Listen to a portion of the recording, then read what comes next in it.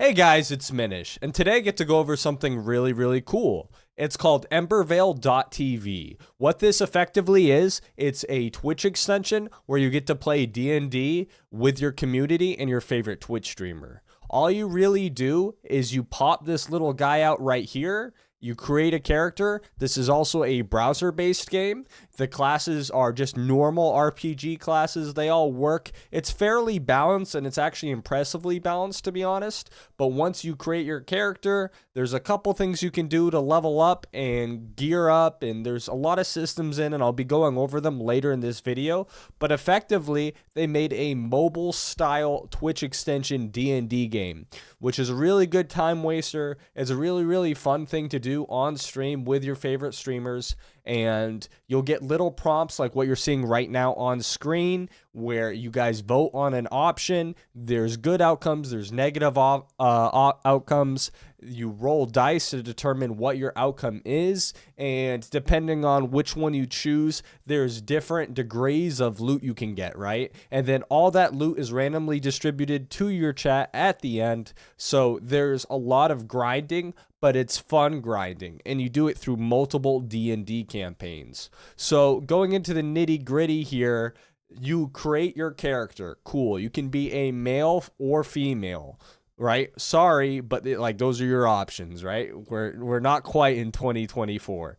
But anyway, for leveling, there's two different ways. You have your bounty system, which these reset once a day, right? You get all your stamina down to 0. Green is going to be the stamina.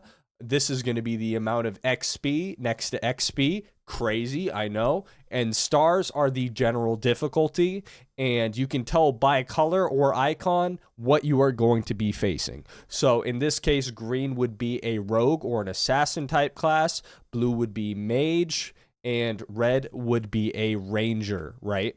And here you can see that there are other options, right? Yes, you are getting 1 silver gold, right? Like that's your currency where there is a shop that we will be going over in a little bit. But sometimes you can get items. You should prioritize scrolls for missions because there is a crafting system.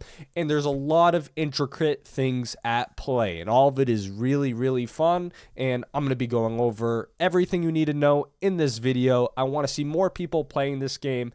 Demon and Jonas did an amazing job. I honestly like this better than Pokemon Community Game, and I've been a lifetime Pokemon fan, so that's saying something.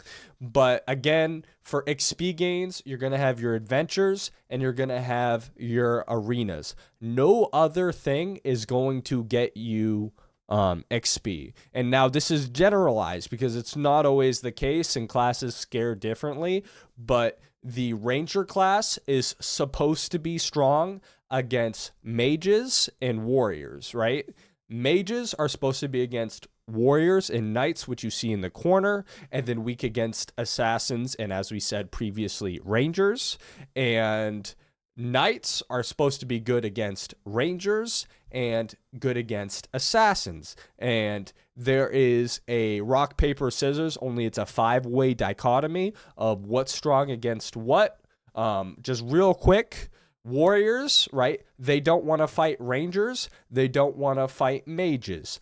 They want to fight knights because they mess knights up, and they want to fight assassins. They are a very balanced class, and they're good throughout all styles of the game. Knights, again, you're strong against rangers, you're strong against assassins, and you do not want to be fighting mages and warriors. Rangers are weak against everything because they fucking suck. Just kidding, though. They are good against mages, and they are good against warriors, two of the most balanced and well-performing classes in the game. So it's kind of a rough break for that one. And then, again, assassins, they mess up the rangers and the mages, and again, warriors, knights, weak. And then lastly, what have we not gone over? Yeah, we went over rangers already. Rangers are going to struggle against assassins and knights, and they are going to be good against what we said previously. But that's just a little bit about the class system. You don't need to go too in depth with that. You're going to learn that as you go on. I have a little command if you don't know what the heck you're doing, and I post what's strong against what, and it's always linked at the top of my chat. Almost everyone goes over that. But what you want to get out of this is that the bounties and the arenas are what is going to get your character to level up.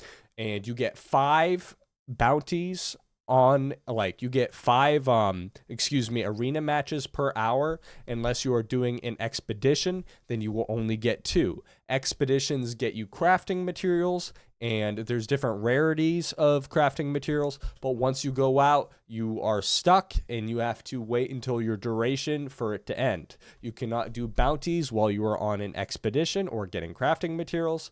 And again, bounties you can only do until you get 1,000 stamina. There's other systems that get more complicated later on, like potion brewing and then food eating to regain stamina so you can do more bounties for that day, and little systematic things. They recently added daily achievements, right? So these are what you want to get done every day, and then you have your weekly achievements, right? And then you have your overall achievements. You don't really have to worry about that so far, but there's bonus rewards for reaching certain milestones, right? You don't really have to overthink that. And then again, you have a shop, right? Which, again, that's your currency. You're going to be earning off of arenas and bounties, and occasionally adventures. Adventures are the D&T like campaign system that we were talking about earlier.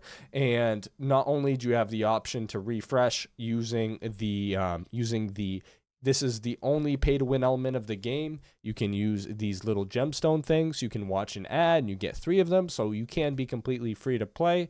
But, you know, if you do spend the money, obviously you want to be using code Minish54. If you are spending the money, that's just a pro tip for anyone who didn't know.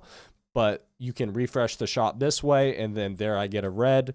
But if you want to increase your odds of getting better items as you refresh the shop, you can donate crafting materials. I like to keep things balanced. So if it's not a blue or a green, I like to keep it near 40. So I'll donate, like if I have 55 strawberries, I'll donate 10, make sure my item rolls are on point. And then again, we'll go over it in a little bit more. You have different types of crafting, right? And then these are going to be how you get your potions, and this is going to be how you get your food buffs, right? We went over achievements already. Glossary, this is really easy. You beat a monster, you now know how difficult the monster is. Monsters have different star ratings, right? You want to complete your monster decks, right? Pretty simple. Leaderboard, right? This is your power rankings for arenas, how high ranked you are. Right now, I am ranked 180 above my buddy Pete. He is a loser.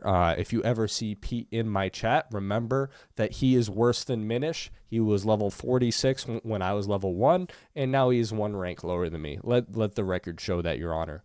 But again, those are, besides the crafting system, right, those are most of the basic mechanics.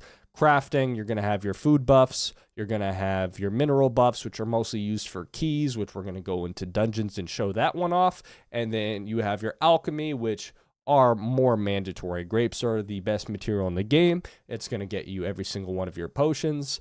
Like every single potion requires one of these, which is only gone through grapes. So grapes are the most broken item in the game.